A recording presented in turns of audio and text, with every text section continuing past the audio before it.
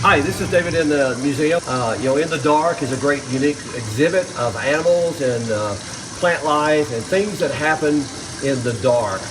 When the sun goes down, what happens in nature? I don't get a time to get to go down into caves other than Carlsbad Caverns, but then you get to see the features as this replication is right here. But we want to talk about the bats today. And bats here on this wall, this is a colony of bats.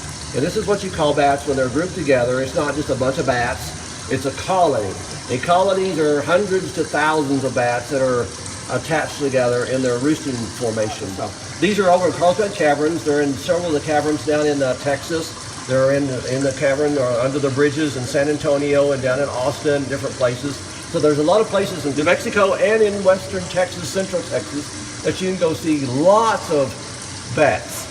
And people that like to do birding, they like to go see bats because they are awesome. If you've never been to the Carlsbad Caverns, when these free-tailed bats come out at night, it's like a whirlwind, like a tornado coming out. When these things come out and start going up into the atmosphere, like a plume of smoke coming up.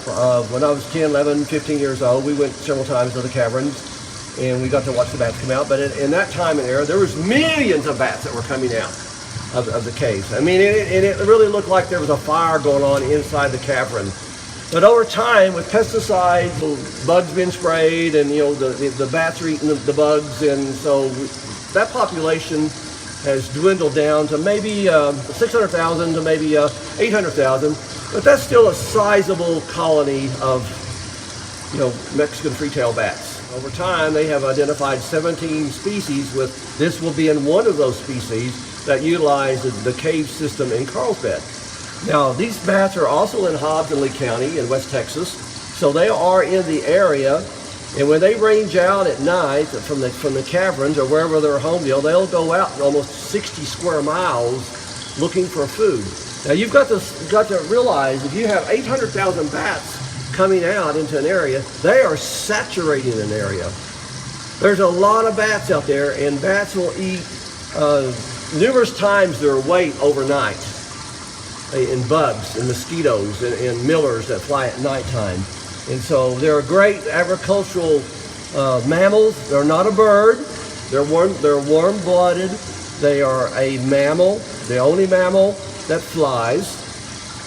Somebody will say, well, how about flying squirrels? Flying squirrels don't fly. They have an adaptation under their arms and to their back hind legs. It's skin that stretches out, and they look like some of these parachute glider people that jumps off cliffs, and then they glide around. This is David in the caves at the Western Heritage Museum.